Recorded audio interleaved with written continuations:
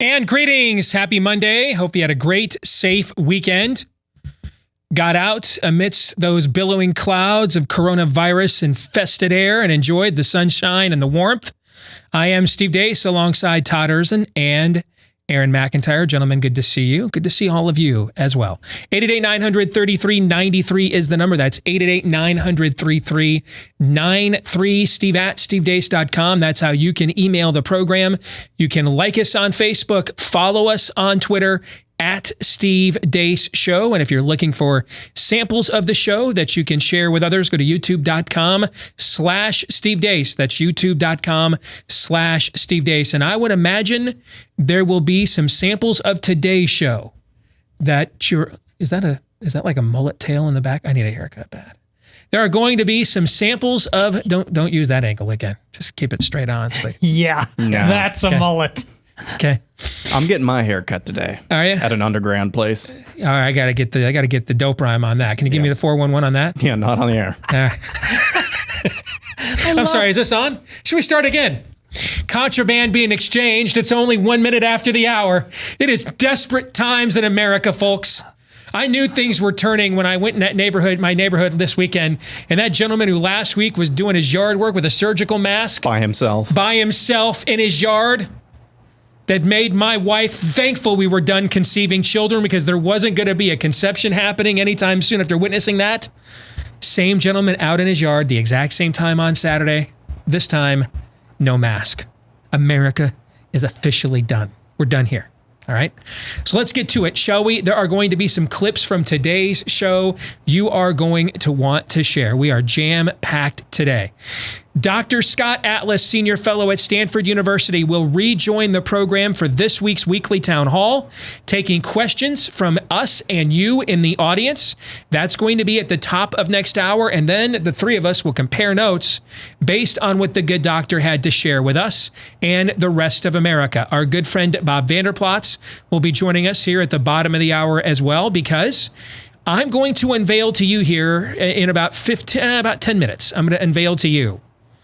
If I worked in the White House and the president came to me and said, hey, I'm not listening to Jared Kushner anymore, what would you have me say and do? I'm going to share with you what my answer would be. And they've now canceled several days. There wasn't one on Saturday. There wasn't one yesterday. And now there's not going to be one of these coronavirus task forces today. I thought the advice Julie Kelly over at American Greatness gave, which was to cease doing these all together, unless you're going to come out and focus on reopening the country, make it about that. Otherwise, it's just a rehash and panic porn. And 2 weeks ago, I thought they were great and on point in moving the football down the field for us. And I thought the event that they held where they announced their plan, I found it even inspiring. Last week wasn't almost any of those things. I don't know what that was last week, but it did not help the cause of returning America to the American people. This is a pivotal week, folks. The White House's 30-day guidelines are set to expire on Thursday. And it is quite possible much of what the rest of our year is like can be traced back eventually when we get to the end of 2020, mercifully. It's possible that we may look back on this final week of April as the week that set several events we then lived through for the remainder of this year into motion. So we're going to try to set the agenda here coming up in just a few moments. You don't want to miss that either. But before we get to all of that, here is Aaron's rundown of what happened while we were locked down. What happened while we were locked down, brought to you by The Fallout Continues. Petty tyranny still ran rampant over the weekend. This video shows one of at least 3 people getting arrested on a beach in Southern California for violating stay-at-home orders. Police in Laredo, Texas, arrested 2 women for running a beauty salon inside their home. The women were caught after the police conducted an undercover sting operation after they received an anonymous tip to their COVID-19 task force enforcement mobile app. The following video surfaced over the weekend of a teacher at a high school in Hamilton, New Jersey, yelling at some of her students for playing football at the park. I'm just trying to save your ass and save your life. But die, okay? I hope both of you get the coronavirus. I hope you both die a long, painful death. The Mayo Clinic is the latest health system to announce massive furloughs. The hospital, with branches across the country, say they're furloughing or cutting pay to 30,000 of their employees. The Congressional Budget Office predicted on Friday a nearly 40% projected drop in quarterly gross domestic product thanks to the economic collapse brought about by the virus. Miami-Dade County in Florida is the latest to release the results of an antibody study. The study there showed 6% of that population has already had the Wuhan coronavirus. That's over 15 times the active infections figure, and that makes the death rate there go to around 0.2%. Nancy Pelosi wants to release federal prisoners to protect them from the Rona. Well, in our caucus, we are very devoted to the Gospel of Matthew. When I was hungry, you fed me. When I was homeless, you sheltered me. When I was in prison, you visited me. And so this, for us, is a part of our value system. In completely unrelated news, a study of 3,300 inmates who tested positive for the virus from Ohio, Virginia, Arkansas, and North Carolina found 96% of them were asymptomatic. New York City Mayor Bill de Blasio has appointed his wife as the head of the Coronavirus Racial Inequality Task Force, because apparently that's a thing. Learning Chinese today, today's phrase is, I'm appointing myself as the head of the Coronavirus Muslim Atheist Vegan Pansexual Lizard Person Inequality Task Force. 我任命自己为冠状病毒穆斯林无神论者素食主义者泛滥性蜥蜴人不平等工作组的负责人。 Virginia State Health Commissioner Norman Oliver said on Friday Phase 1 of the plan to reopen Virginia would likely last at least 2 years. Later in the weekend, he clarified that he was talking about development of a vaccine. Right. Meanwhile, protests are heating up across the country. This video shows thousands of Wisconsinites descending on their state's Capitol building in protest of their state's shutdown. Dr. Fauci, your thoughts? Which actor would you want to play you? Here are some suggestions that I've heard. Ben Stiller, Brad Pitt. Which one? Oh, Brad Pitt, of course. The people that know me and know the history of our country say that I am the hardest working president in history. I don't know about that, but I am a hard worker and have probably gotten more done in the first 3.5 years than any president in history. The fake news hates it. Moving on, a couple of other emerging stories from over the weekend. Tara Reid, Joe Biden's sexual assault accuser, says this video is footage of her mother calling Larry King in 1993, talking about her allegation. San Luis Obispo, California. Hello. Yes, hello. I'm wondering what a staffer would do besides go to the press in Washington. My daughter has just left there after working for a prominent senator and could not get through with her problems at all. And the only thing she could have done was go to the press, and she chose not to do it out of respect for him. Or she had a story to tell, but out of respect for the person she worked for, she didn't tell it. That's true. CNN has removed that archive episode of Larry King Live from their YouTube account. That's legit. What's also legit is that North Korean dictator Kim Jong-un is simultaneously dead, alive and well, or in a vegetative state. More rumors circulated over the weekend after media in Japan and South Korea reported Kim was dead or on his deathbed. American officials have reportedly been informed that he is, in fact, alive. And finally, the panic peddlers in the media for the last 6 weeks. Yeah, I really don't understand why everybody isn't following the same rules right now. They're very clear. So let's take a minute and let's go over them again. First, you must not leave the house for any reason, unless, of course, you have a reason, and then you may leave the house. All stores are closed except those that are open. And all stores must close unless, of course, they need to stay open. This virus is deadly. But don't be afraid of it. It can only kill people who are vulnerable and also those who are not vulnerable. We should stay locked down until the virus stops infecting people. And it will only stop infecting people if enough of us get infected that we build immunity. So it is very important that we get infected and also do not get infected. And that's what happened while we were away. Here's Montage brought to you by Brickhouse Nutrition. With all the talk about coronavirus, the flu season has kind of gone by the wayside, yet it's killed thousands, tens of thousands itself this season. The season's not over yet, but another 250,000 hospitalizations around the country as well. You know, one of the best ways to avoid getting sick is with a healthier immune system, which is why you should consider fortifying your body each day with Field of Greens from Brickhouse Nutrition. One scoop has a full serving of real USDA certified organic fruits and vegetables, which boosts energy and supports a healthy immune system at the exact same time. And doctors agree that a diet high in fruits and vegetables can also go a long way towards reducing your risk for some of the worst killers in our culture, including heart disease, which is actually number one every year. So you need those prebiotics, probiotics, vitamins, minerals, fiber. You need all that stuff that's taken out of our food, put back in your diet, and that's where Field of Greens from Brickhouse Nutrition comes in. If you want to give it a shot, 15% off of your first order today. If you go to brickhousesteve.com, that's 15% off of your first order today at brickhousesteve.com. Or if you want to subscribe and have it shipped to your house every month, 10% off your subscription right now every month too. So a couple of different discounts there for you, but you got to go to brickhousesteve.com and then use the promo code Steve to take advantage of them. brickhousesteve.com. Well, I mentioned at the top of the show here, before I got distracted by Aaron dangling the prospect of a contraband haircut in front of me.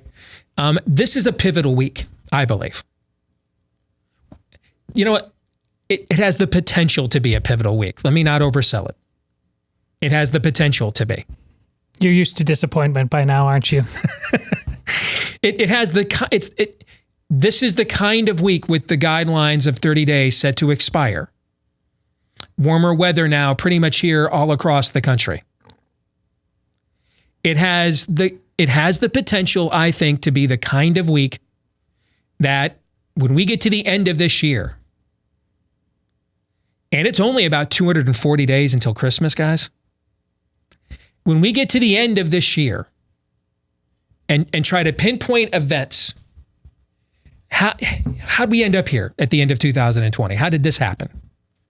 I think this week has the potential to be one of those tipping points that set a lot of these wheels into motion. I was talking to a little birdie over the weekend who shared with me from a GOP mega donor he knows what the Trump re-election campaign's messaging plan is here to pivot out of this and into rebuilding America, getting it started again, and tying that into his election message for this fall.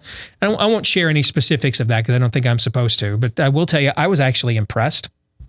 It's a good messaging plan, but it has no shot of being successful if the first step is not accomplished, which is as soon as absolutely possible, this country as a whole has to be open. And that step has to be taken first. That argument, that debate needs to be won first before you can start talking about a rebuild and it's morning in America again and those sorts of things. So after that conversation, I got to thinking this weekend. What would I say to the president if he asked me for my take? If I were working in the White House and I were advising President Trump, based on all of the research I've done, all of the programs on this topic we've done, all of the questions we've asked, and I would put our work up against anybody in America on this topic over the last couple of months. What is it I would advise the president to say or do? I want to share that with you. If President Trump asked me what he should say or do this Friday, May 1st, after his current guidelines expire on April 30th, if I were his advisor, this is the plan or speech I would give him. More and more serology antibody tests continue to come in. Santa Clara, Los Angeles, New York City, Colorado, the Boston area, Italy, France, Sweden, Miami. Now we have the prison one that Aaron cited in his rundown. They all continue to show the same thing. Coronavirus is far more widespread than we knew, but much less lethal than we feared. How many more of these? How many more of these do we need to see before this stops? The answer is, this stops now. The latest numbers out of Italy. People under 65 with no underlying conditions are 0.7% of the deaths there. That's the world's worst hotspot other than China itself. Let's look at the worst hotspot here in the United States, New York City. Latest numbers out of New York City. People under 65 with no underlying conditions are only 1.8% of the deaths there.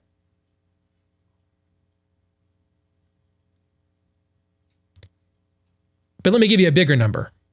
We are looking at a 40% drop in GDP, which is straight out of the third world. I can't even wrap my mind around that. Not to mention all the other health concerns that have not been addressed and now are endangering people's lives. The depression, the stress on families, the rising domestic violence rates, suicides, stress on our food supply, etc.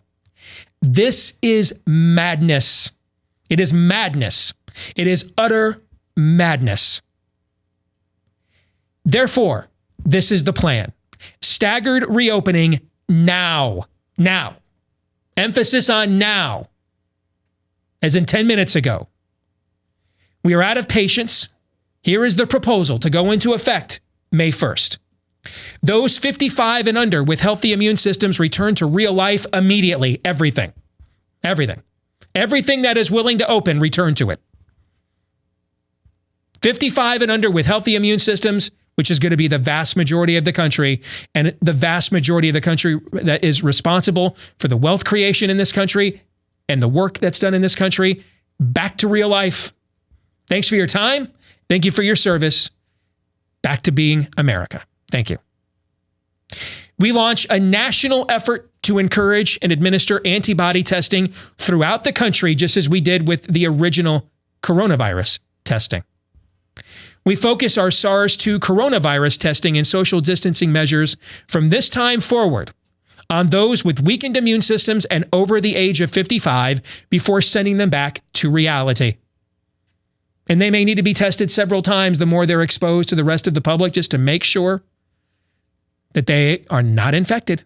But if you're not, return to America, you too. Keep those 65 and older socially distanced for 42 more days. This is way overcautious, in my opinion. I don't think even this is required.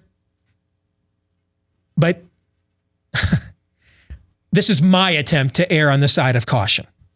Why 42 more days? Because you allow for the other demos that are not as vulnerable, you allow them to get reintegrated. And therefore, you allow for any further infection surge possibilities to make their way through not one, not two, but 3 incubation cycles of the virus. 14 days times 3 is 42 days. That's overkill, in my opinion, as we saw with the Wisconsin data that we showed you last week. And thank you to Fox News for emulating our work. You like that word? We'll go with that word. Emulating. Imitation is the highest form of flattery after all. But that's overkill. I don't think that's necessary. But to err on the side of caution, we will put the elderly through 3 different 14-day concurrently incubation cycles of the virus while society is reintegrated, just to make sure we don't rush them back to more infection vulnerability. However, there is little chance of outdoor exposure and transmission, particularly with the sun and the warmth now here. See Florida and California going nowhere near the apocalyptic models projections.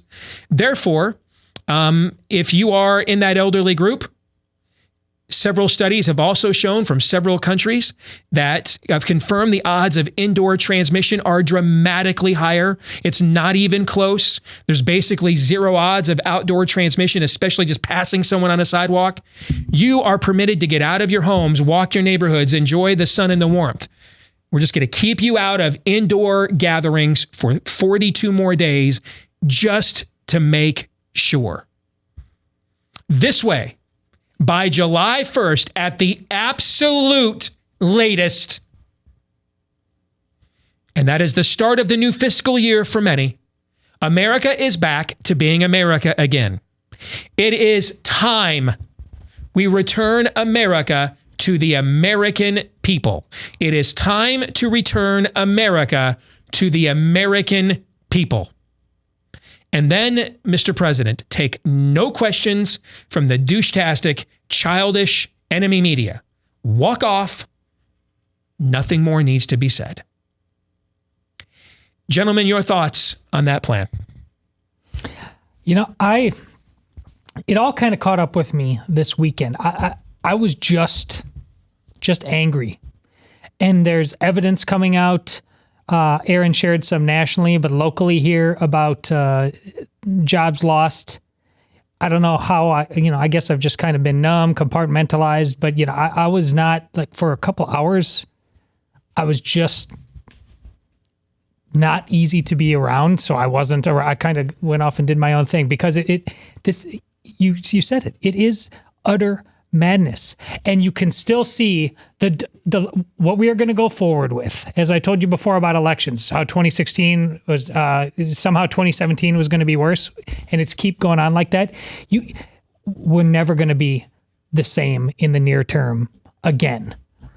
The level that people have been pushed to extremes, psychological extremes, and I'm just not talking about the suicide and the depression, but the Karening. It's become a meme, it's become a joke, but it's going to be dialed up to 11 on every level. You thought people were insufferable before this? Which is making Steve's argument enough. Like his whole president, you cannot appease a certain set of people, so you don't even try. You go forward what you believe is right and good and true, and you are unapologetic about it, and you trust the American people. If we still are the people we need to be to deserve this republic, we will get on board. Well, that's never more important than it is right now. We are in the middle of a civil war. We absolutely need to take this country back before it's too late. Yeah, and I think this is as reasonable as any measure. Unfortunately, reasonable measures don't even seem to be on the table for a lot of places. Now, you're starting to see some places reopen. Have we heard anything about Colorado in the news media? They've got a really progressive governor over there. Surely their lockdown is the most severe and the most draconian and the longest. Nope, they're getting opened. They're opening back up again. Colorado, because what's happening here, I think, ceased being about the virus long ago. No doubt about that. At least 2 or 3 weeks ago, ceased being anything about the virus. And I think you're being kind with that assessment. Yes, it ceased being about. It is about power. It's about power. Somebody, I can't remember the name, was talking about this on Twitter earlier this morning. This is a phenomenon called elite panic. Elite panic. Where the elites, the rulers, they're not supposed to be our rulers, they're supposed to be our employees, but that's a conversation for another day that we've had many times on the show. But the rulers get panicked themselves. After they see something that might actually be a legitimate problem, they get panicked into believing that those who they rule over are going to start breaking laws that they have created, and so they start enforcing those laws, and it's just the snowball effect, and that's what we've seen. Whether it's from covering your ass measures or just from straight up, I'm drunk on power right now. That's what we're seeing most of all in most places. Do you really think Ralph Northam really wants to give up this power that he's had, governor of Virginia? Do you really think that some of these people just are going to relinquish this? No, they're not. This is not about the virus any longer. It's not about that anymore. When Anthony Fauci, and I'll say this, Anthony Fauci is out there being asked by the Today Show which actor he would prefer to have portray him in a movie. Guys, this is about the idol of fear, the idol of power, whatever you want to call it. It's not about the virus anymore. That teacher yelling at the kids, I hope you get coronavirus, I hope you die. She didn't suddenly become this because of coronavirus. She was that Agreed. before the but Agreed. now that level of brazenness, that's my point. We're These not sorts just of going to circumstances relax. don't build character, they reveal it. Exactly. So we're not just going to relax and chill after this either. It's going to be really bad. You're going to be surprised at the level of social interactions. One by one are going to have to be retested and remeasured because you're not certain who is going to react to your common sense in this like that. You remember a few years ago when the gay marriage debate was at its culmination at the Supreme Court, and I made the observation that what you're seeing right now with friends and neighbors that you would have never dreamed would glom onto this. Correct. And sign on to this. Correct. Okay. And not even just like in a libertarian, dude, I'm certainly the last person to be lecturing somebody about sexual integrity. And it's not my place. Not even that. They went full love is love, No, right? I mean, like full-on endorsees, like changing avatars on their Facebook pages, Yep.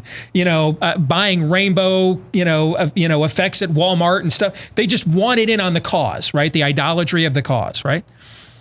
And that those are the people that when they come to your house and say, why aren't you teaching your kids the new morality?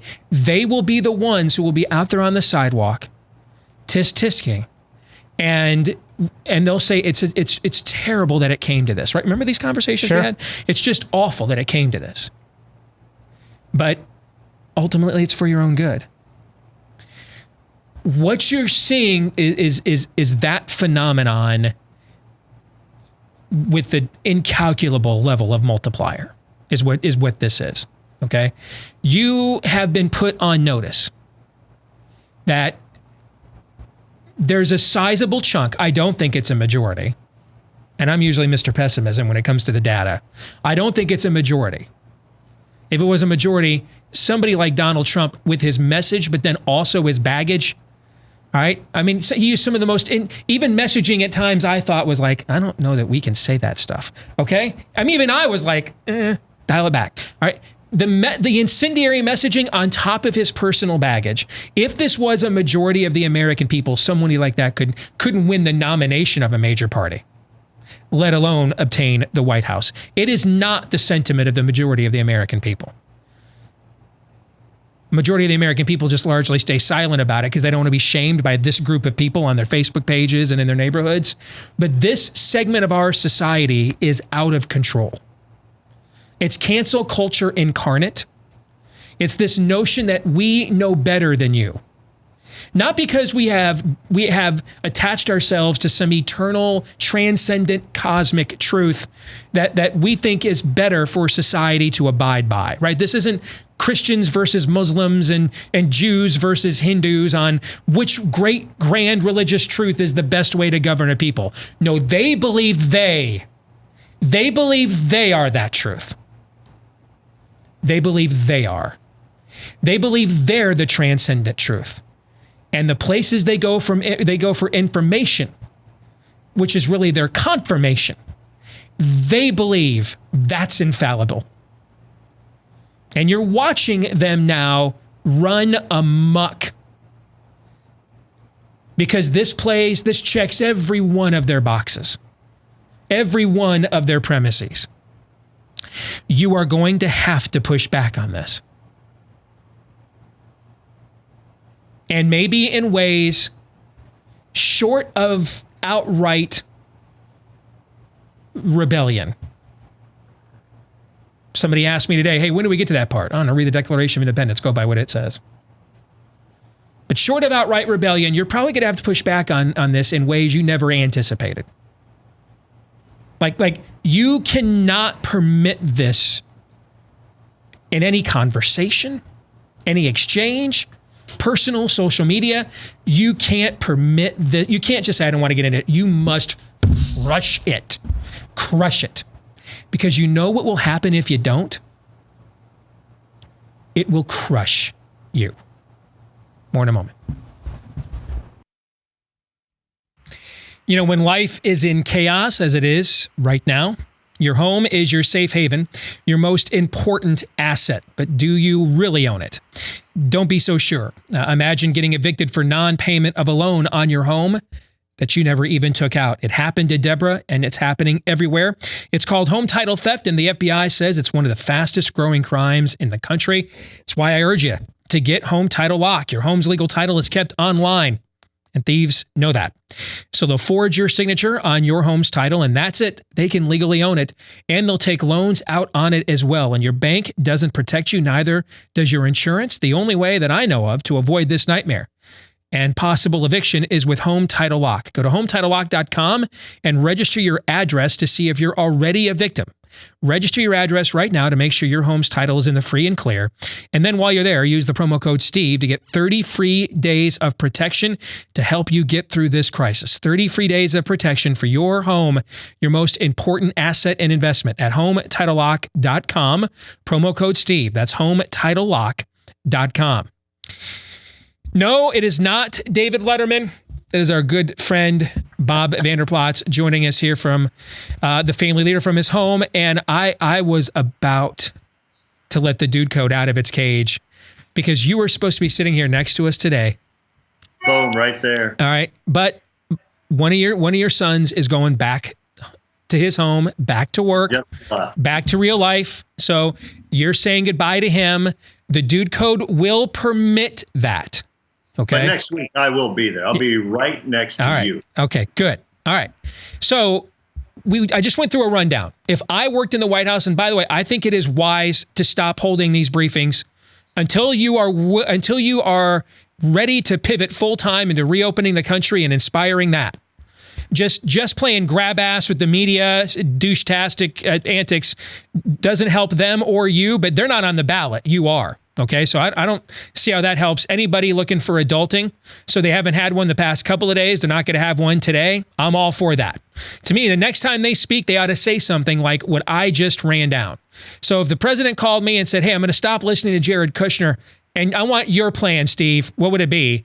That is the plan that I would urge him to give to the American people and present it like that. I now want to get your thoughts on it, Mr. Vander Plaats. I think the American people are ready for it. I was just telling Darla, I stopped in the office looking like this, doing things I normally don't do. I usually shave. I'm usually pretty buttoned up, but I'm kind of sick of this as well. But driving back, went by a flower shop, and that parking lot was overflowing with cars and with people. Went by a ice cream shop yesterday, the line all the way back up to the street, no social distancing whatsoever. I think people are just kind of like, you know what, that's all I can stand. I can stand no more. I want to get back after it. So I really do believe the president would make a lot of sense, Steve. I read what you wrote about saying, listen, if you're fragile, if you're above this age category, if you're elderly, if you're disabled, like our son Lucas is, let's take precautions. Let's keep them safe. But if you're healthy without any underlying health conditions, we need to reopen the economy. It's time to get back to work. It's time to let this virus spread and reach herd immunity. And hopefully let's kill this thing off. But there's a lot worse things right now. The ripple effect could be than from us just staying isolated in our homes the rest of this time. So I think he makes a lot of good sense by not having a press briefing today and maybe not tomorrow.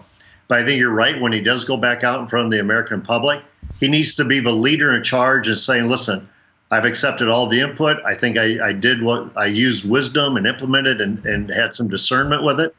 But now I'm going to use more wisdom and discernment. We're going to reopen America for business. I said before you came on as well, Bob, I think this week with the guidelines set to expire on Thursday, I think this week has the potential that when we're sitting here, around 240 days from now, when it's Christmas at the end of the year, and we're kind of in year in review mode, and we're like, hey, how did how did we get here? Phase 2 of coronavirus, post coronavirus, the rebuild, what happened or didn't, et cetera, the election, et cetera. I think this week has the potential to be one of those moments that 200 some odd days from now, we will look back on and say, that is the week that really you can see kind of started putting things into motion one way or the other. Because we're getting to the point now, more and more people are realizing this was the worst management mistake in the history of this country. From the White House down to the governors to everybody else. And you want to give everybody maximum benefit of the doubt? You know, you were more sympathetic to their plight than I was at the beginning, but certainly after 30 days of all the data and everything we have now, every day that this goes on, it looks like Iraq and Vietnam added together and multiplied by, 50. And maybe the worst management mistake in the history of human government, period. All right, when it's all said and done. So whoever takes the lead on swallowing their pride here and saying, okay, our bad, and unpause, hit that pause button and hit play back on the video and get it going again. Whoever does that first, I think in about 200 some odd days, we're gonna look back on and realize they reap the benefit of it. And I think this is an important week for the White House to be out in front of that. But what are your thoughts? Well, I think you're right. And I would add something else, Steve, is that we always say don't get out in front of your own press, meaning don't trump your own press, no pun intended. But right now he's got governors like here in the state of Iowa. Governor Reynolds is going to be she's holding a press conference right now talking about how we're going to reopen Iowa for business. You have other governors taking the lead, how they're reopening their states for business. Trump has got to show bona fide leadership right now that if you want to restart this economy, I built a great economy once, I'll do it again. But that's got to start here this week. If he putts and says, okay, we're going to extend this now to June 1 or whatever the new date might be, I think you're going to say, listen, or America might be saying, listen, Joe Biden or whoever his replacement at the convention is going to be way better at managing socialism than Donald Trump is. Because that's what we're set up for. The stimulus package of just giving out free money to businesses, free money to Americans and saying, okay, we can more money on unemployment than you would have made at your job. Right. Sure. And we all can live as good, if not better, than actually working. I think what he needs to do, he needs to show he's the leader. He's going to be the guy that's going to make America great again. And I think you're right. The next time he has a press conference, he has to put that stake in the ground. And I think if he shows a common sense, wise approach with sympathy toward those who are fragile and those who could really be hurt by this, he can thread that needle, but he's got to do it, I believe, this week. I know you know the vice president fairly well. He gave a radio interview right before the weekend saying that, and it's his task force, technically. I mean, everybody knows that Fauci and to a lesser degree, Debbie Birx call all the shots, but the vice president is technically the head of the task force. But he gave an interview, I think it was to Geraldo Rivera, but I think he said this to Rush Limbaugh too. So I think he said this in a couple of different settings, that by Memorial Day, that the vast majority of coronavirus is going to be behind us. What do you think that means? That means you're going to reopen America for business. You got to get people back out to work. We're going to have our leadership summit on July 17. Secretary Pompeo is going to be the keynote speaker, along with many others. But I was just in conversation with Secretary Pompeo's office about July 17, and they said, hey, all systems go. I think people want to get back together. I think they understand how much they miss community, how much community is important to them. And I just think it's time to pop the clutch and get going. So the vice president is saying, hey, by Memorial Day, this stuff's going to be behind us, and we're going to have that means the next press conference, you better start talking about how we're going to open this thing back up. So you mentioned our governor. I got an email from a listener and a viewer in Georgia who was having breakfast at a Denny's this morning and wanted me to get a good look at his Grand Slam breakfast. And I've rarely had the notion of red rum what I wanted to do to somebody for teasing me like that. But she's talking right now in real time, so we don't know what she's saying. I mean, you and I will find out together. I have some information for both of you. Just released in the last 2 minutes, Iowa Governor Kim Reynolds announces 77 of 99 counties can reopen restaurants, fitness centers, retail stores, and enclosed malls at 50% capacity beginning May 1, which is what, Thursday or Friday? Friday, yeah. She's lifting the ban on religious gatherings of more than 10 people. Other closures, whatever they are, extend through May 15. That's a pretty aggressive plan, Bob. Well, sure. And just not looking at the specifics, just based on the top line Todd's giving me, that's Steve Deace approved. Well, it is. And here's the other thing your viewers need to know, Steve, who don't live in Iowa. Iowa right now is really adding the most numbers it has at any time. I mean, we're kind of going through our peak right now. Mm-hmm. And she's saying we're opening things back up. That is an aggressive plan. She wants to open the state back up for business. And I think Donald Trump it's a mistake to allow Kim Reynolds and Governor Kemp and the other governors to outpace him on this. I think he needs to show leadership from Washington and have the governors follow his lead. So he took that lead 2 weeks ago. I thought their messaging a couple weeks ago. I thought the task force meeting they had the night that they laid out their opening up plan. I mean, I thought it was just downright inspiring, and I said so at the time. Last week was kind of. But it has to be sustained. Yeah, exactly. Last week was just kind of all over the place. And he spent 2 days going after Brian Kemp, the governor of Georgia. Now, I think a lot of that is personal because of they're in this squawk over he didn't appoint the person to the Senate seat, the governor that the president wanted. Do you think I'm making too much out of that, or do you think that's probably what's driving a lot of? Because I will tell you this: I don't know how many Trump voters are in this audience. I would imagine quite a few. And all of them I heard from wanted Donald Trump to sound more like Brian Kemp last week, instead of standing like he was kind of sounding like he was standing in the way. And the last time I looked at Georgia, that's not a for sure slam dunk red state for Donald Trump. And there's a lot of Georgians who are very thrilled with the leadership of Governor Kemp. So I don't think he wins at any level by going after Governor Kemp unless he's being forced. What I heard by Dr. Birx, basically representing the others on the task force, is saying you got to get to him, and he has to denounce Governor Kemp and his actions. And it looks like he took that lead. I think that's a mistake. I think he needs to show leadership, let the governors follow him. Let's open this back up. I think what Governor Reynolds is forecasting, though, even by saying there's going to be more updates or more openings on May 15, we have a primary in June, the first Tuesday in June, which I believe is June 2nd. What is going to happen to the polling locations? There's a lot of people pushing vote by mail right now. And I think she's trying to get this thing opened up as well so that there can be polling locations open for the June 2nd primary. Good stuff, brother. All right, man. All right, next week, I better be smelling you next to me next week. All right? I'm shaving, I'm a suit on, just for you. I'll probably still be in a T-shirt, but you do the other stuff. Okay. CFL hat. All right. See you, bro. Take care. Gentlemen, your thoughts on that conversation?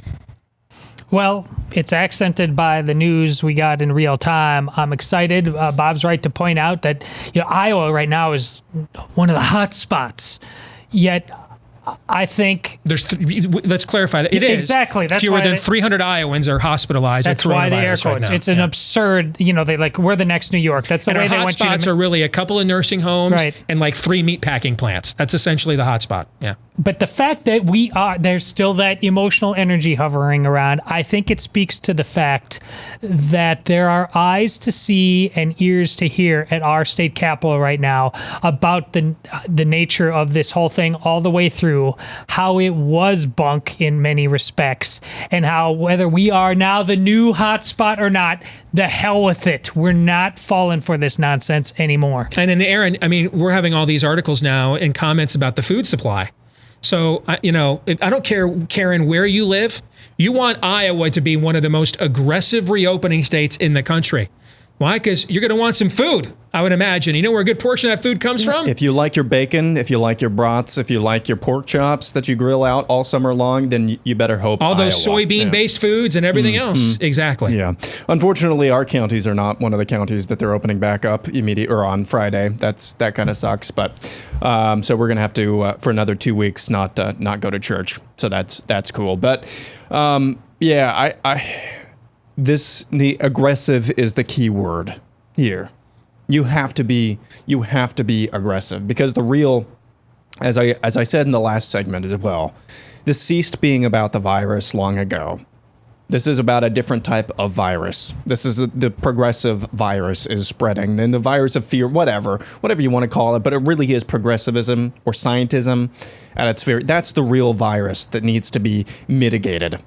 That you really need to work on vanquishing right now. And it takes an aggressive measure to do that. So that's the key word, aggressive. Don't get bogged down. Don't get bogged down by these stupid interactions with the media and trying to talk about on your Twitter account all weekend how you're the hardest working president. No. Just focus on reopening and getting America back to America again. That has to be the main priority. Anything other than that, any effort, any breath that you breathe that is not working towards that is a waste?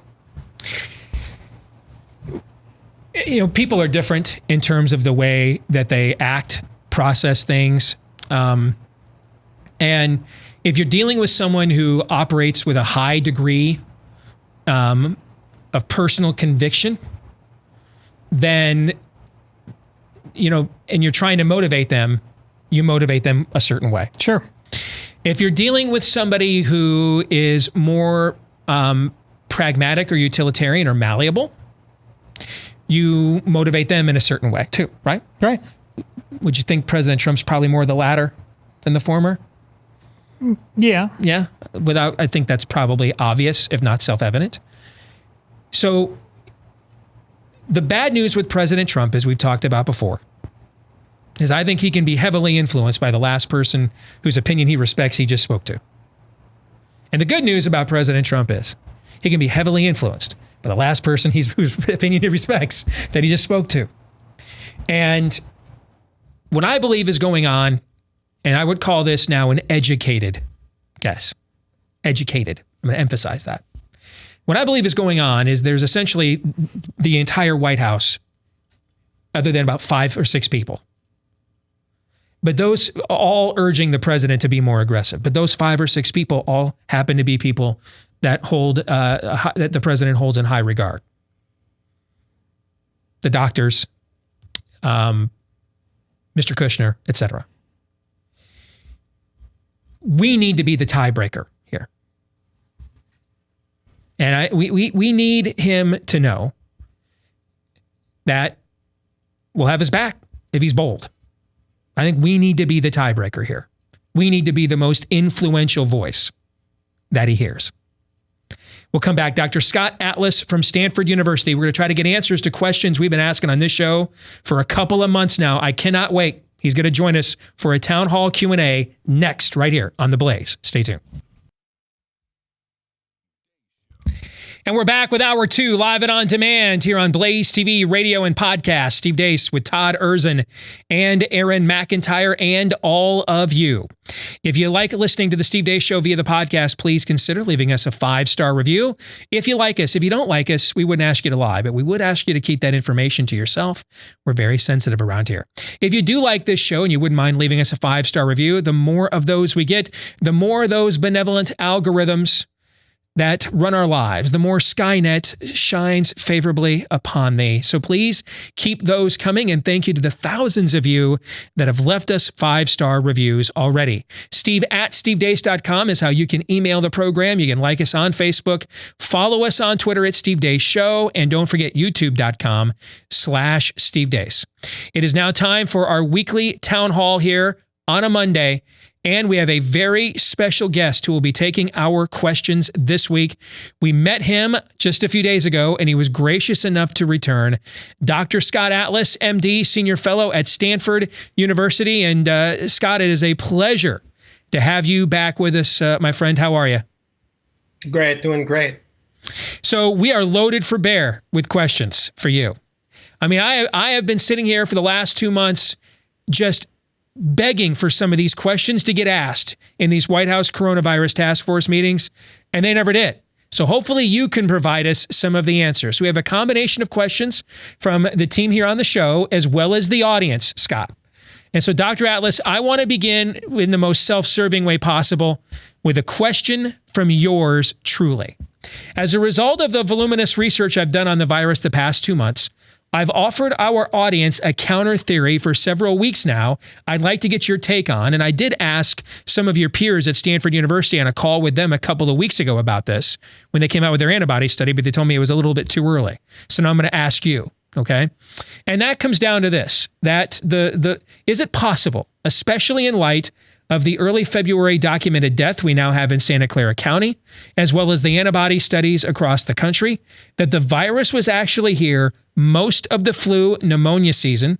However, we had no means to test for it en masse until March, nor was there any public awareness of it throughout the winter. Therefore, it was just charted as some kind of acute RSV pneumonia given the similarity in symptoms earlier this year. And as a follow-up to that, Dr. Atlas, as for what just occurred in New York City, they lead the country by foreign Chinese travel. They've taken in over 40,000 Chinese travelers even after the restrictions of January 31st, according to the New York Times. So could that explain their outlier, as well as the population density, mass transit, etc.? Okay. So, first of all, I don't know the answer and will not really speculate on things about when the virus entered the United States. I don't think anyone knows that. And there's all kinds of theories. So I prefer to stick to evidence and data and, dinner table sort of guessing. I try to avoid in public, if that's okay. So I will answer really, though, about New York, because I think that's more important to understand, because what's important now is not so much what happened, but how to proceed. And how to proceed is particularly relevant in New York, because New York is the epicenter, indeed, of the world, not just the United States. If New York was considered a country, it would rank by far #1 in deaths per capita. So I think it's very important to figure out what's going on in New York and how to get out of that rather urgently. And when we look at New York, as you sort of alluded to in your question, New York is very different. Excuse me for the noise in the background. That's okay. I'm sort of being inundated with things. New York is not just sort of a dense place. It's there are theories about different virus strains and et cetera. And I'm not going to talk about theories so much. I'm just going to talk about what we know. And what we know is that New York, like you said, is the #1 port of entry, actually, for tourists in the United States from virtually everywhere, but particularly China and Europe, by the way. And we see from looking at the data that 350,000 people with Chinese passports enter the United States every month, including January 2020. And the #1 port of entry is New York. Secondly, we know that New York population density is unique, nothing like the rest of the United States. And that population density multiplies by a factor of 2 or 3 every single day by incoming workers and tourists. And third, there are over 1.6 million incoming commuters into Manhattan alone every single day. More than 50% of those come in on packed trains and subways. So it's a setup for contagious diseases. And 320,000 people every day from New Jersey alone commute into New York. So there are some rather common sense explanations for why the New York, not just city, but the tri-state area, New York, New Jersey, Connecticut, is the epicenter. In fact, those 3 states have roughly 60% of all the deaths from COVID-19 in the United States. So, you don't have to be a mathematician, a medical person, a scientist to understand why New York is very, very different. Quick follow-up to the first part of that question that is based on a specific case, okay? The death in Santa Clara County on February 6th, based on what you know about the pathology of the virus, do we have an idea of how long someone would have to be infected, or would you have to know how long they were infected to die on February 6th, or would you have to examine that patient specifically to get that answer? I don't know the patient medical details directly of whom you speak. Generally, in general, the accepted sort of pathophysiology or pathway of this disease is that you get infected within days of encountering the disease, single-digit days, 2 to 5 days roughly, and in general, it takes weeks to die. Now, that doesn't mean that every patient needs weeks to die. Mm-hmm. Every patient has a different susceptibility. Every patient, and any individual patient has very different current, like, underlying health status. And I just think that it's very speculative to talk about when this virus entered. I don't know the answer. I don't know if anyone knows the answer. Okay. And it's just not. It's not something I'm really knowledgeable about. Okay. Next question. This is from Michael Rutter. Vice President Pence said recently he suspects most of this will be behind us by Memorial Day, which is a month from now. Do you agree with that? What does, quote, behind us mean? Are we mostly back to normal, watching sporting events, going to the movies? What about a second wave once we come back together again? And by quarantining the healthy people, did we increase the odds of a second wave? Okay, so those are two sort of separate questions. The first, prediction, will it be, quote, behind us in 1 month? I don't know what behind us really means either. A lot of this has to do with what policies are used by people in charge. And the second part of that is no matter what guidelines are issued, it depends how Americans react. There's a tremendous amount of fear, and I think understandably so, in the community. So will it be behind us? I'm not sure what that means. Will everything be immediately back to normal in a month? I don't think anyone really thinks that. But what I think is that we are seeing a gradual re-entry. We're seeing it in Europe, which is actually good. Because we get to see that we're not the only ones contemplating this. We're going to watch and see what happens there. And there are rational reasons to reopen. In fact, most of the evidence, in my opinion, means we must reopen because of all the things I said. We have a limited, very small, much smaller risk of dying for most people than was originally said. There's a target population that, if protected, with reasonable guidelines and measures, particularly nursing home patients, but others as well, we can eliminate this idea of hospital overcrowding, or at least significantly reduce that concern. We know that critical medical care is being skipped by people all over the world. And we're not talking about, when they say non-essential surgery, we're not talking about cosmetic surgery here. When they stop non-essential surgery and procedures, we're talking about life and death procedures. Almost half probably of chemotherapy was skipped. 80% of brain surgery was not done. I said last night, 85% of living organ donor transplant procedures were not done compared to the exact same at time as last year. These diseases didn't go away. 50% of acute stroke patients who normally have 3 to 6 hours to get emergency treatment by catheter procedures, they didn't make it to the hospital. These are people that either died or are left with a risk of permanent disability. There's a tremendous amount of skipping of vaccines for children, of biopsies of potential cancers. All kinds of things are missed. These are people that are going to die, and we are setting up a bigger healthcare problem if we keep extending this total lockdown. Now, the second part of the question is very important to understand.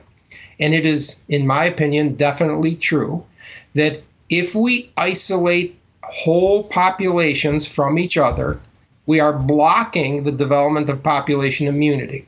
Because the way population immunity works, to say this, for over and over again, but I think it's important, fundamental science, decades of virology and immunology have shown that the way populations get immunity, and actually the underlying reason to give immunization vaccines, is to have whole populations, enough of a whole population, to have antibodies so that the pathways to the vulnerable people are eliminated and the threat is eradicated.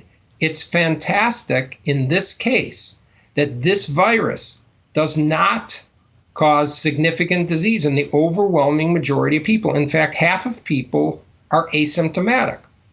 Now that's good, because while we don't know, I want to clarify something, while we do not know that antibodies protect in this specific disease, we don't just throw out all of our knowledge about antibodies because we don't know everything about this disease. In fact, we have decades of knowledge about antibody protection in viruses. We have decades of knowledge, by the way, about this family of viruses. This is a virus in the family of what's called coronaviruses. And it's been known for decades that, generally speaking, coronaviruses, people are infected, then develop antibodies, and they're protected for a year or so. This is not necessarily true for this virus. We don't know, but it's unexpected if there's no protection from antibodies in this virus. And one last point, I'm sorry to be long-winded. That's okay. But the final point on antibodies is this is the reason for excitement about giving people serum, transfusions of part of their blood, who have had the virus and have antibodies, to other patients as a treatment or as a protective measure. Scientists are excited about using that sort of treatment, and it's being studied, by the way, as we speak, that kind of transfusion of the serum of previously infected people, because they believe that antibodies are protective. And when you lock up people, if you put everybody in an isolation room, everybody on the earth, in sterile conditions, and had them breathing closed air like a scuba diver, no one would ever get an infection again. But you're eliminating population immunity. And, of course, no one would do something like that because there's a massive trade-off, and you're causing a massive harm by doing that. Next question comes from our very own Todd Erzin. Given the fact it was still taking in tourists for spring break and the like, well after many other states were shutting down, and has per capita the second largest elderly population in America, how come Florida never became the smoldering ash all the models threatened?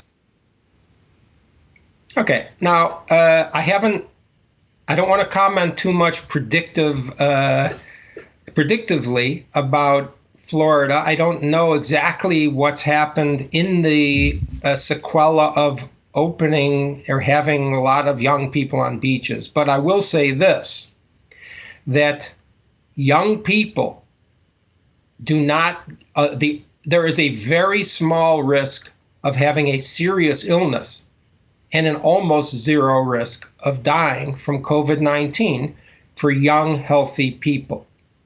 We know from looking at the numbers, and we're just going to look at New York City as an example. We know that the percent of people who are hospitalized in New York City under 18 is, of all the hospitalized patients, is 0.6%, the last I looked. Okay, when we look at the people who have died who are under 18, there's an almost zero risk of dying, almost zero.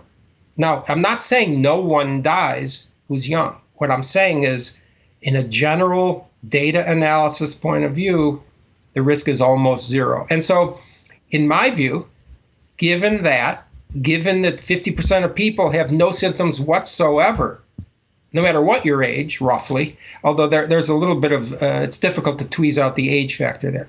Given there's very mild disease with no significant risk of a serious illness in young people, it makes sense to me that the young people who mingle do not have a serious illness. In fact, it makes sense to not have to isolate them and not have 6 feet between them. They're not at risk to get a serious illness. Now, the secondary risk that people are worried about is that they will then transmit a virus to a vulnerable person. And of course, that is a risk. But what we have to do is the people who are very vulnerable, particularly to die, and one example that comes to mind is nursing home or senior care center residents. There must be, we have a moral obligation to have severe restrictions on who can have contact with them. Okay, so that means, and they're a confined population. If you think about it, there's already restrictions on who can walk into a nursing home. I mean, that shouldn't be as big a challenge as people think, in my view. And if it is a challenge, which I'm not minimizing, really, I don't mean to minimize it, I think we have to focus on protecting those very vulnerable people. People that are young, that live with older parents or grandparents. Okay, there has to be significant care on making sure that we have those people protected. And that means being very, very concerned with, cleaning, with sanitization, with social distancing, particularly I'm talking about for the elderly, vulnerable people with chronic underlying conditions. But otherwise healthy young people, there's no reason, in my view, that they should be isolated from each other. And I'll go further and say that it's harmful to isolate them vis-a-vis what I was talking about, developing whole population immunity. They are the way that immune populations will develop, by having these people socialize enough with other lower risk group people to have widespread population immunity and get out of this. Dave Drake has the next question. He lives in Wisconsin, and he says, hey, we recently held an election many were afraid would dramatically worsen the virus. Yet, as Steve Show pointed out recently, more than 460,000 people came out and voted in person that day. However, during the virus's 14-day incubation period afterwards, the most densely populated counties in the state didn't see a dangerous rise in hospitalizations or even new cases beyond their current trend lines, which were already trending down. What does that say about the continued necessity of shelter in place?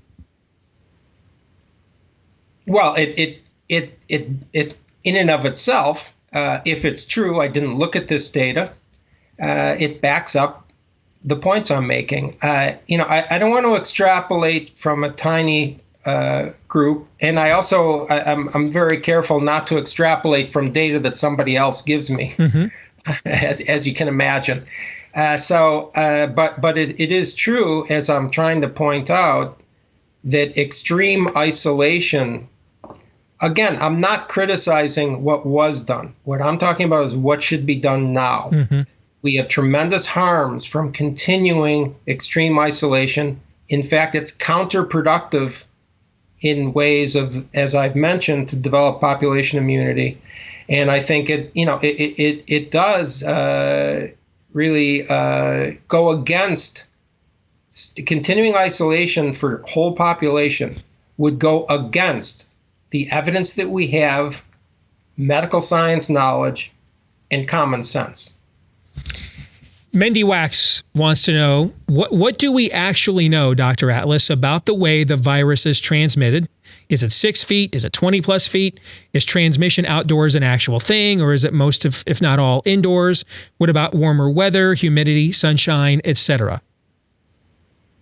Okay, those are all good questions, and many of those questions don't have definite answers, but I'll do my best. What we know, or what seems to be true, is that the virus is typically transmitted over inches to several feet, or direct contact like that, and that is why hand washing is the number one way to get rid of the virus, by the way, or hand sanitization is actually a second way. There is no evidence to my knowledge that this virus has a high transmission rate, 20, 30, 50 feet away.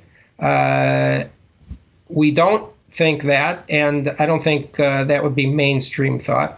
I think that we can say that typical infectious particles, whether they're viruses or anything else, when you go outside, the wind and air not only blows away, disseminates things that are in the air, but it sort of it effectively dilutes them. So I think the question is trying to ask me, do I think that somebody can go outside and not wear a mask as long as they're not on top of somebody else? I think yes. That's my assessment of the situation. I don't think there's a lot of logic to people wearing a mask when they're 50 feet away from people. That's my opinion. And I think, on the other hand, barrier masks have a role here, at least a potential role. For instance, if you're in a crowded subway, I think it's a good idea it seems reasonable to me to have people wear a mask in that sort of circumstance. It is certainly important to have healthcare workers wear protective gear because we need to keep them, uninfected because they have to work. But the idea that a mask helps block incoming infection, I think that's sketchier than the idea of blocking outgoing infection. When we do procedures in a sterile environment as a doctor or in an OR, in an operating room, we wear a mask. We don't wear a mask to stop incoming infection. We wear a mask to stop outgoing infection into a sterile environment. All right, Aaron, let's skip Bill's question because I think Dr. Atlas has kind of already answered it with a couple of previous questions. Let's go to Tamalia Bench's question next. What do the rapid mutations of the virus tell us about its origins, and could that be why the models were wrong? Okay, that's a good question, sort of a basic science question. There's a lot of, there's a lot of reasons why the models changed, and models, I'm going to the general question of the model. Models are hypothetical projections, and earlier the model, the less data that informs the model, meaning more assumptions are made with less known facts, and therefore models are just simply what they are. So to say the models are wrong, it shouldn't surprise anyone because all projections that are very early are based on very, very incomplete data. Now, the mutation question is sort of a very interesting and good question, and it's potentially very important. Some viruses mutate more frequently and quicker than other viruses. There are hypothetical as well as some basic science papers out, including things I've been sent by scientists from all over the world that talk about different strains of the virus, different strains potentially that have been in the U.S. versus Europe, different parts of the U.S. possibly. I'm not a virologist. I don't want to really make I want to sort of stay in my lane as much as possible here. But I will say that there are potential issues with viruses that mutate. I think that the main reasons why models have been shown to be either wrong or changing is because we know much more about actual data than we did beforehand. It's not a criticism of the models per se. Another question about the virus from Vicky McNeely. Does the way these SARS viruses mutate make it harder to come up with a vaccine? How long do you really believe it will be before a vaccine is safe for human consumption? Steve says, based on his research, that I would be the Steve that she's talking about, he's not all that optimistic we'll see one soon, given they never found one for the first SARS virus. How would you respond to that, Dr. Atlas? Yeah, I'm actually cautiously optimistic on the idea of getting a virus a vaccine for this, excuse me.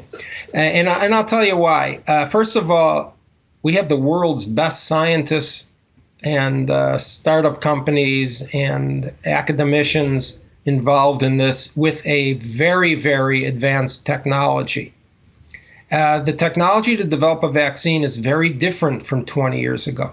It's far more molecular based, if you will. And the second reason I'm very optimistic is because the people who are developing the vaccines themselves are extremely optimistic. And I'm pointing, if you want to read about a couple of vaccines being worked on, one is out of Oxford University in the UK, and another prominent vaccine that people talk about is being done in the US, but there are several being worked on.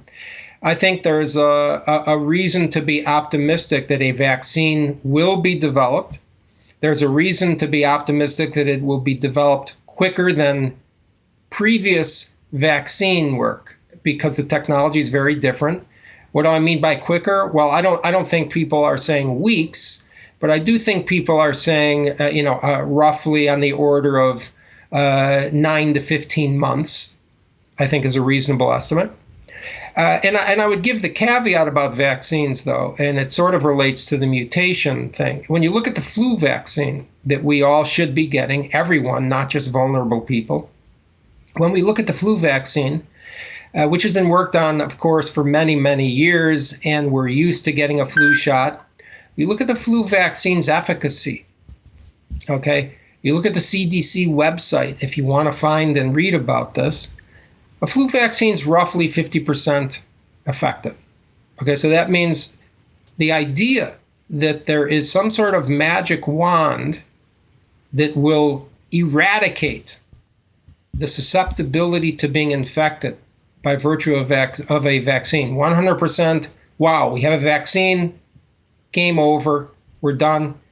That does happen in some contagions where you get a vaccine as a child and then you're done. But that's not always the way it works. And so that's another sort of caution about somehow saying, oh, wait, let's just wait and we'll have a vaccine and then the whole population's protected. I think that's a little bit less likely than people are giving that statement. Scott, really. Scott, we only have about 90 seconds, and I know you've got to go here at the bottom of the hour. Just can you give me a 30-second answer for Victoria Gola about children returning to school in the fall? Yeah, I think schools should be reopened. I think they should be reopened now. And I wrote about this if you want to read something about that in the New York Post today. But, when you have the data of very low risk, extremely low of a serious illness or hospitalization, and even lower for death in 0 to 18-year-old people, and you can protect the elderly people that take care of them, giving that assumption. Mm-hmm. You realize you got to open the schools, and when you open the schools, their parents, who are generally younger, working-age people, can go back to work. If you don't open the schools, the parents can't go back to work. It's sort of common sense. Thank you. I see no reason to keep schools closed. Scott Atlas, thank you for joining us today, brother. Take care. All right, appreciate your work. Thanks for being with us. It would have been impossible even just as recent as a month or two ago, to imagine a scenario in which the SAT and ACT would actually cancel all their tests for the spring. And under different conditions and circumstances, this would be a dream come true for somebody like the classic learning test that's trying to now compete in that space as a viable option, but nobody wants their big break to come as a result of a pandemic. So here's what they're doing over at the Classic Learning Test. They were already getting to work on a pilot program to utilize remote proctoring for standardized testing for students living in like extremely rural areas, et cetera. Well, they've decided to go ahead and accelerate their timetable and make it available to all students across the country, given the current pandemic. All right, the Classic Learning Test has been used by tens of thousands of students and hundreds of colleges to provide the most accurate and rigorous measure of academic formation, accomplishment, and potential, because better tests create better students. So if you want to register for the June 20th unofficial college entrance exam or the other upcoming tests, visit cltexam.com for the June 20th official college entrance exam or other upcoming tests.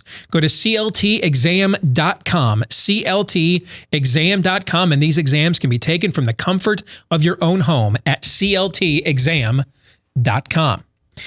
All right, let's get some feedback on the conversation we just had with Dr. Scott Atlas from Stanford University, MD, who agreed to return as a senior fellow and answer some of the questions that we've been posing here on this show for the past couple of months. Before I get to any specifics that stood out to me whatsoever, I want to give each of you an opportunity to just kind of share off the top of your heads what stood out the most to you. Todd, I'll start with you.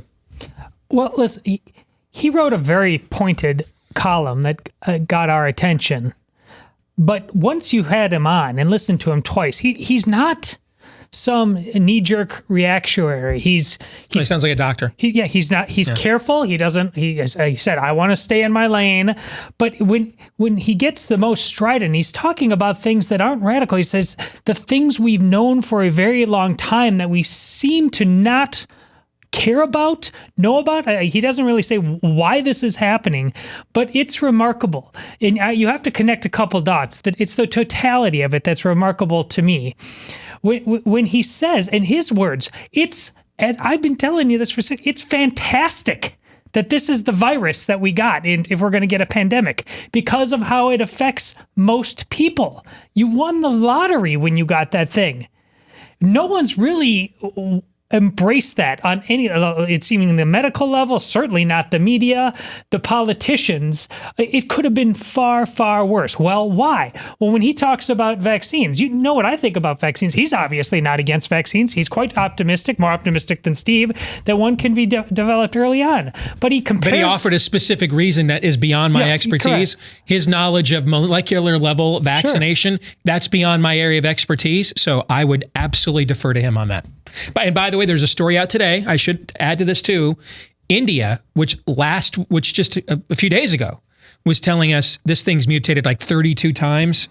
They now are out today saying that they do think it's just a matter of weeks now before they will have a vaccine ready for human trial. So that goes along with what he was talking about. And to his point, what kind of vaccine? He compares it most readily to the likelihood of being like the flu vaccine, which is at best 50% effective. So he said, while not unimportant, he said, and he again called, he used something along the lines, like magical thinking about vaccines. That's what's interesting. He's more optimistic about a vaccine for the SARS virus than I am. He's less optimistic about the flu virus than I am. When he talks about it failing 50% of the time, the studies that I had cited said it usually is around 30%. So he was less optimistic about the flu vaccine. So these two things are intimately connected to me because so many people clearly have magical thinking. That's his words, not mine, about what they think about vaccines. That's exactly why they didn't have eyes to see or ears to hear about the basics that we've known about far longer than vaccines. And we need to get past that because whether we have spikes here in the near future or the next SARS 10 years from now, whatever happens, we got this one desperately wrong at multiple levels of the community. Here's where even a flu level of failure SARS-2 coronavirus vaccine could be an overall benefit. Is if we stipulate that fear is the number one toxin driving people right now, okay?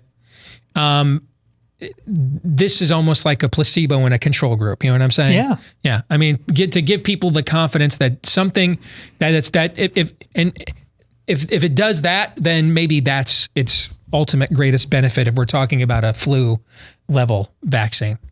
All right, we'll have more specifics here in a moment on what you just said, but Aaron, I want to give you your take. Go ahead. Well, this is kind of hard because I had basically the same takeaway. I don't, again, I keep going back, I keep harping on this today.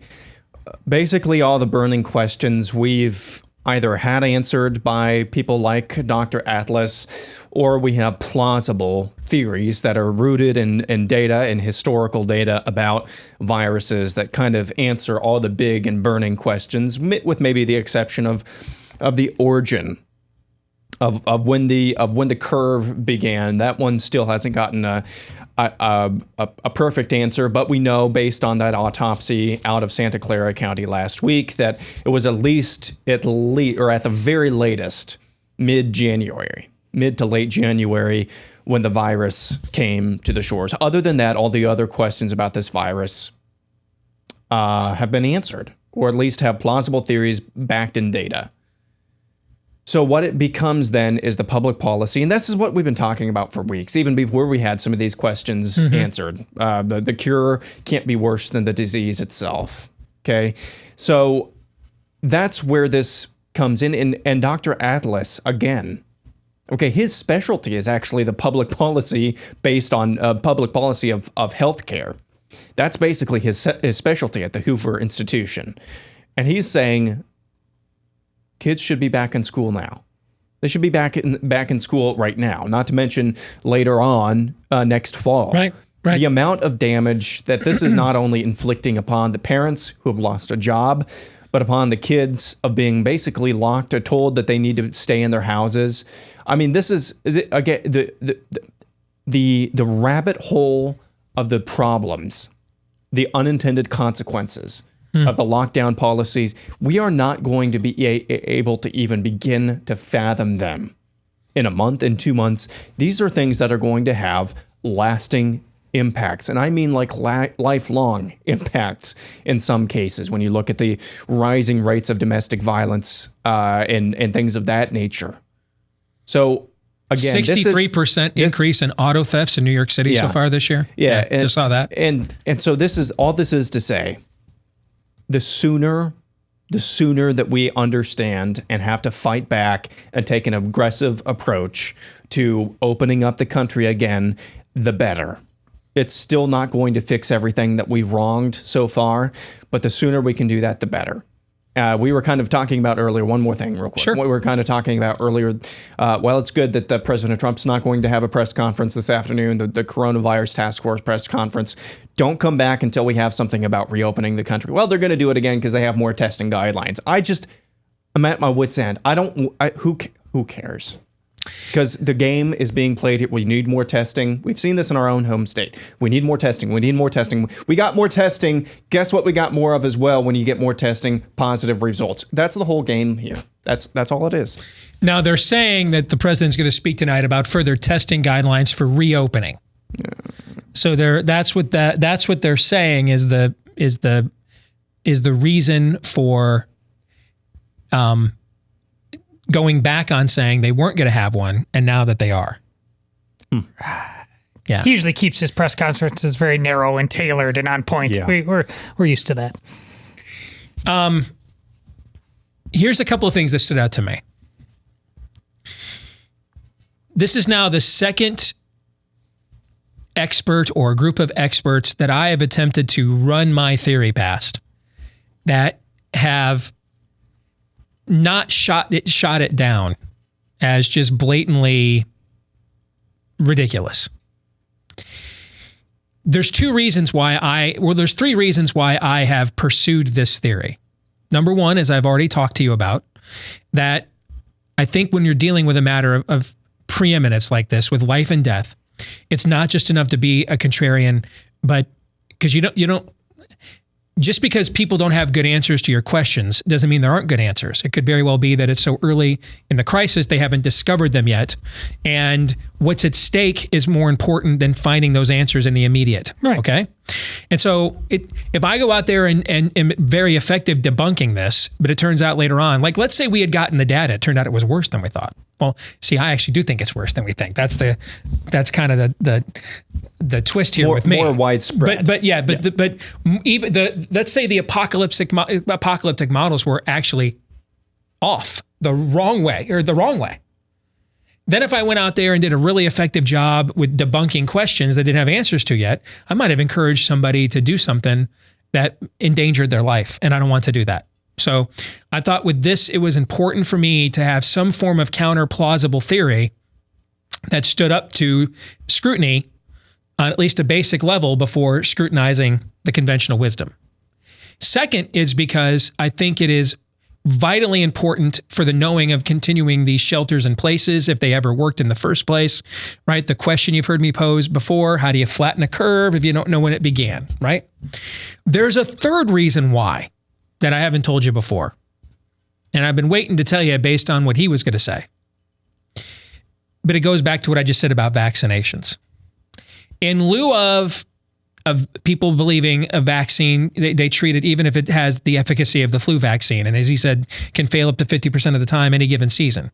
Just the placebo effect of that to the giant control group known as the United States of America has a certain potent quality beyond its efficacy, right? Just from a mental anguish standpoint. Just the feeling like it's safe for me to go out because I stopped at my local drugstore and got the coronavirus flu vaccine or something, right? Yeah. Okay. Similarly, in lieu of that, what could be another way of providing that same level of comfort to the American people? If we had the knowledge to confirm, the only other way I can think of is if we had the data to confirm that we'd actually been fighting through this and wrestling with it far longer than when we hit the panic button. And we were able to manage society, even with the people that died of it, their loved ones miss them every bit as much before the middle of March as the people that have died with it since. But that's a separate question to the holistic systemic governing of a nation of this magnitude.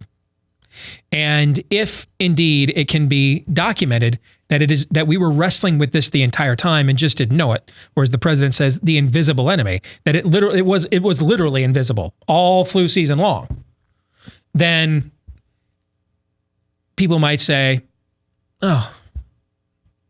So from that perspective, then it is like the flu.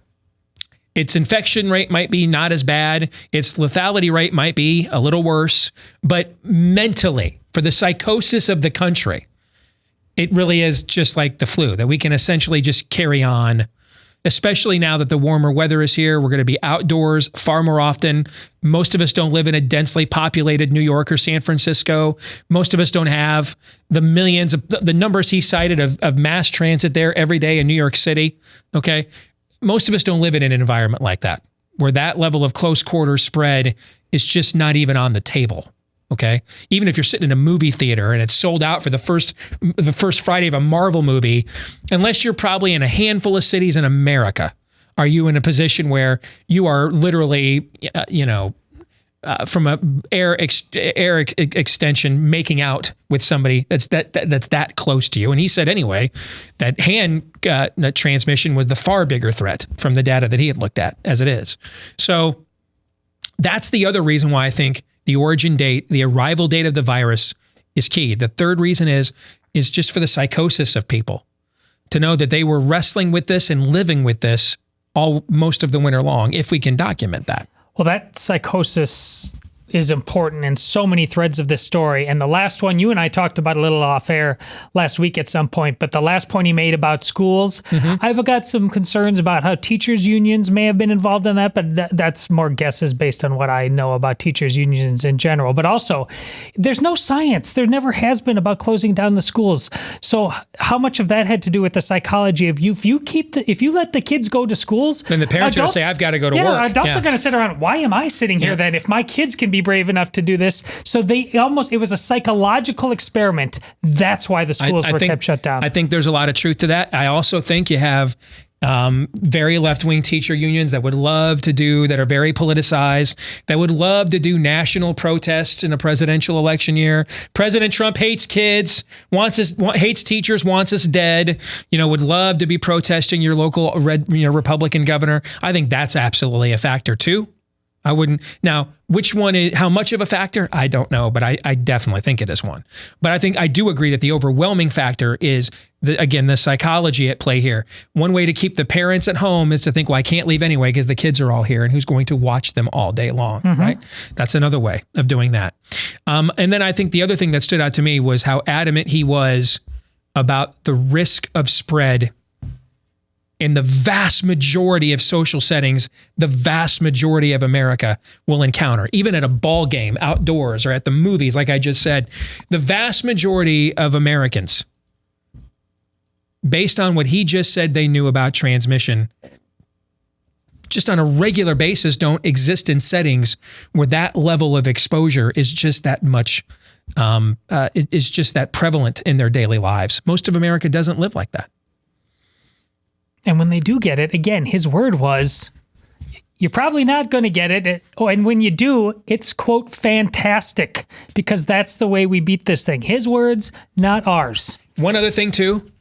It appears we're trying to retcon the herd immunity word. Did you pick up on this? Yeah. Because of the way that got dissed by the scientists and panic porn people right from the very beginning. And so now it's population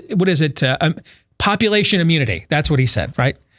I kind of wish they would have gone with community immunity because it's got a kind of nice ring. You can dance to it. All right.